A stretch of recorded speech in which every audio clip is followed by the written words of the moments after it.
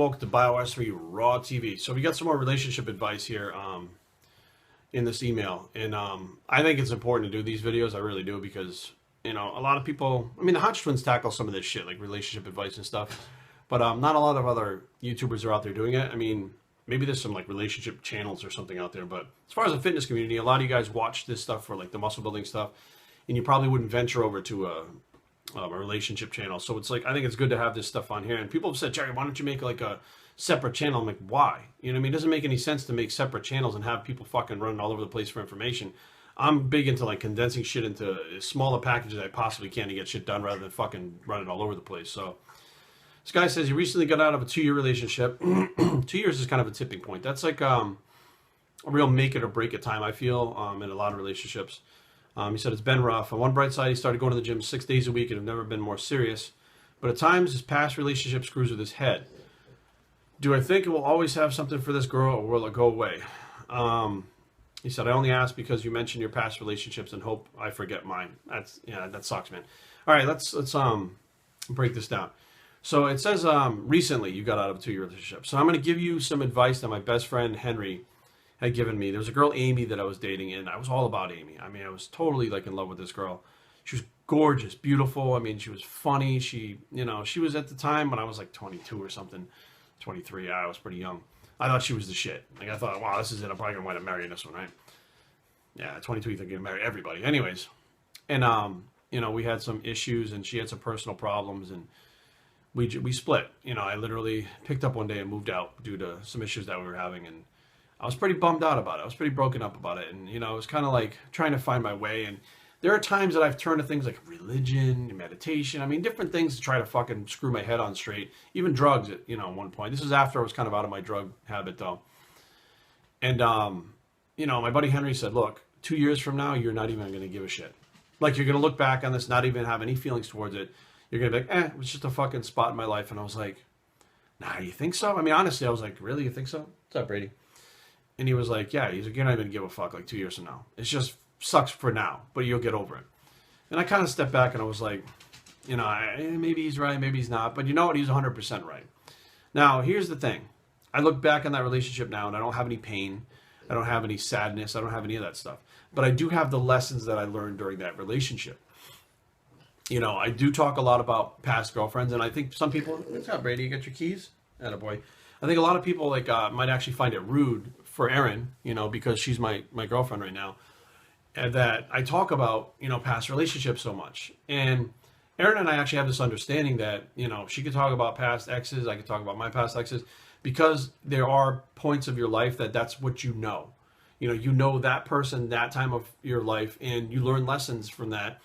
And it doesn't necessarily mean that it's a bad thing. Now, you know, I've gone through some shit recently. I mean, this year was another breakup that was pretty bad.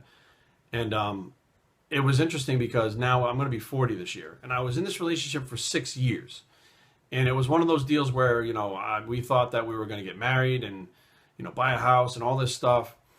And suddenly it was over. And I'll tell you what, like, it hit me because it was so sudden. It hit me pretty hard. But at the same time, I knew from experience from, you know, my last, I don't know, 5, 6, I don't know how long fucking since Amy. From Amy till now, and that was when I was 22 to 40, so it's a long time.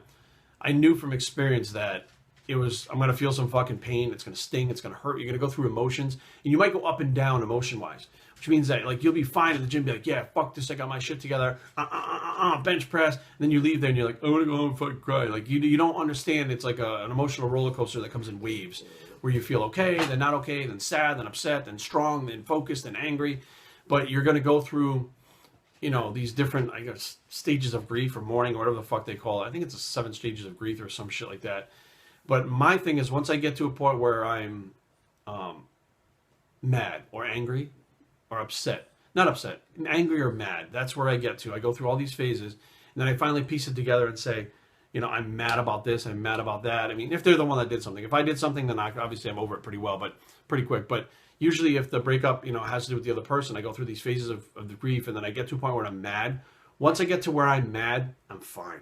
That is the stage where I'm focused, I'm mad, I've left things behind me, and I may play things over in my head like you do. Right now you're probably playing things over, and You're thinking, where did it go wrong? What's the, what's the issue? Blah, blah, blah, blah. Go over it. Don't beat yourself up over it, but go over things, think about things, and try to look at it from the point that you basically had 2 years, which may sound like a long time to some people because they don't last more than 6 months. But in the grand scheme of your life over the next like 60 years, I don't know how old you are, but 2 years is a fucking drop in the bucket. There is some reason why you guys are together. You learned something. You may have elevated each other. One may have elevated the other one. And by elevated, I mean, maybe you weren't doing well business-wise and this person got behind you and believed in you and helped push you forward and now you're doing better. It could have been, my ex-girlfriend Angelica, when, we moved to Maryland, I was on methadone. I had been done with my addiction for a little while. I was on methadone. And what I didn't know was the methadone was keeping me numb. We're getting kind of in depth into this shit, but I'm trying to explain to you what these results are from the breakups.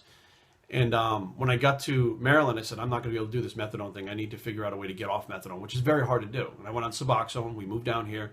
I weaned myself off the Suboxone, and suddenly I realized the methadone was keeping me numb.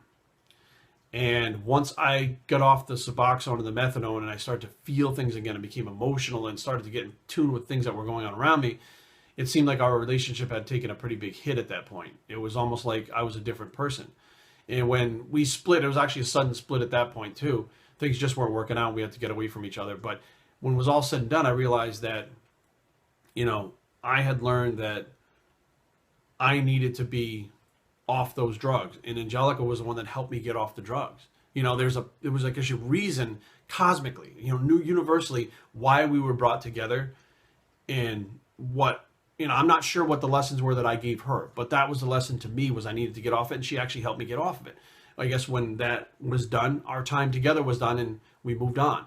When I met Carrie, I wasn't doing well business-wise. I had just started my own business, left Gold's Gym. I wasn't doing that well. And at that point, I'm going to be 100% frank with you. Nobody believed in me back then. I mean, nobody looked at me and said, you are something, you're going to be something, you are somebody. Nobody was saying that shit. Kevin Levrone was the only one who believed in me and looked at me in the face and said, I believe in you. I know you can do something great. He was the only one back in 2009. And it was the first time in my fucking life that I had heard that from somebody. And, then I met Carrie, and Carrie believed in me, and she pushed me to be better, and she pushed me to fucking move forward and do better with my business and to do the social media thing. I wasn't even doing the social media thing. And it seemed like when all that stuff came together, our time had ended. So you need to look at it like some people are going to come into your life for specific purposes to change you in a good way or a bad way, to help you in a good way or a bad way. And then some people are in your life for the long haul. Me and my friend Henry, still friends after fucking 30 years. You know what I mean? Like me and my friend Christina, still friends after, X amount of years. But those are friends. They're not specific intimate relationships like with your girlfriend or whatever. So there are definite reasons why people come in and out of your life. But will it last? The pain is not going to last. It's going to leave a scar, but the actual pain, like you get cut, you touch a scar, you're like, hey, it doesn't hurt. But when it's fucking first cut, it hurts. It's going to go away like that. But try to look back and learn the lessons. And another big help with this stuff, and Aaron actually points this out to me all the time with different things, is when you look at something that's negative, like a past relationship, for instance, let's say you're together for 2 years. You had a bad part at the end, which is usually how things end. It doesn't end on a great note. But through the 2 years, more of it was good than bad. So there's more positive than negative through those years. And that's something to take with you and say, you know what, that was a win. You know what I mean? That year and a half was a win. 6 months was not a win. That's a good, ratio for that period of time. So there's a lot of things to think about, but don't beat yourself up too much about it. But remember, there's a lesson in everything, and try to learn that lesson because that's what you're taking on to your next relationship. Good luck, man. Biohazardtraining@gmail.com. Leave comments down below, but don't fight. www.biohazardtraining.com is a blog. It's the scar remains, but doesn't hurt bicep, and we're out.